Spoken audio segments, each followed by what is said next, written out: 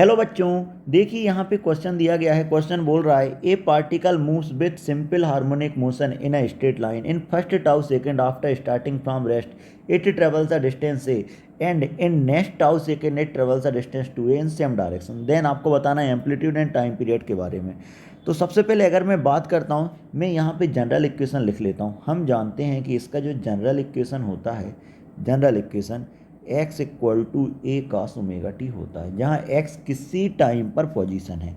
अब देखो ज़रा, अगर मैं यहाँ पे बात करता हूँ कि पार्टिकल क्या रेस्ट से स्टार्ट कर रहा है, लेकिन ये तो नहीं बोला है। ये क्या बोल रहा है कि फर्स्ट टाउ सेकेंड में कितना कवर किया है, ए कवर किया है। क्लियर है? तो मैं इसको एक और जनरल फॉर्म में लिख लेता हूँ कि सपोज यहाँ से यहाँ तक क्या एम्पलीट्यूड है, ए यहाँ तक क्या है, कैपिटल ए है। अब यहाँ कहीं आ गया होगा, यहाँ कहीं आया होगा तो कितना आ गया, ए आ गया।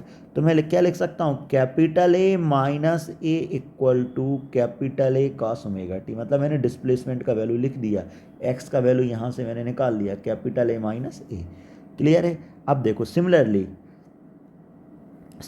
अगर मैं बात करता हूँ, कि आपसे क्या बोला गया था कि फर्स्ट टाउ सेकंड में, मतलब यहाँ पे टी का काम कौन कर रहा है, tau. Clear? First tau second में यहाँ पे आ गया।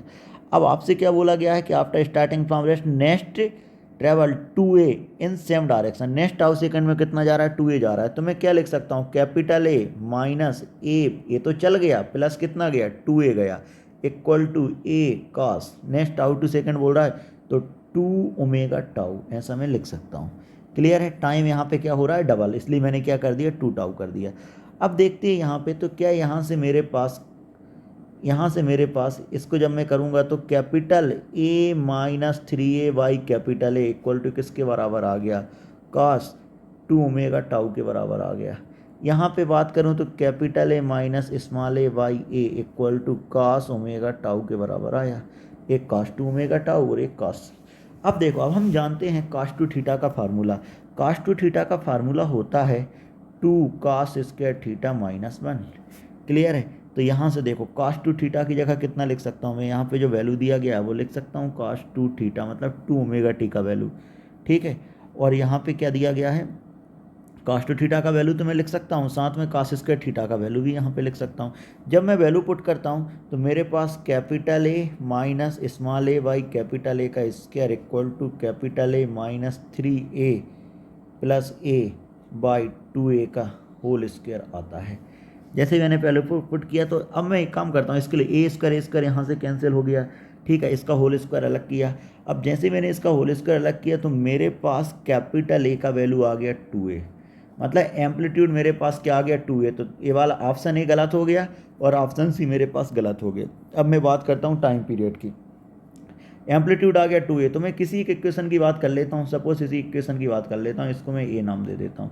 जैसे ही मैं इस इक्वेशन पे आया तो two A minus A equal to amplitude कितना, two A into cos omega tau, ऐसा लिख सकता हूँ मैं।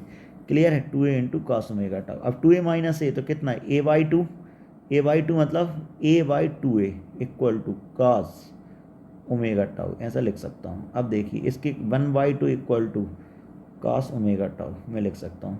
अब वन बाई टू कितने का वैल्यू होता है, वन बाई टू 60 डिग्री का वैल्यू होता है, pi by three equal to omega का वैल्यू कितना, two pi by T into tau, इस फॉर्म में मैं लिख सकता हूँ। क्लियर है? तो यहाँ से मेरे पास निकल के आ गया पाई ख़त्म, तो टाइम पीरियड मेरे पास निकल के आ गया T equal to capital T equal to 6 times of tau, जो कि मेरे पास ऑप्शन नंबर डी में दिया गया है। तो मैं क्या बोल सकता हूँ कि इस क्वेश्चन का option number D correct option है। Hope you understand the solution. Thank you.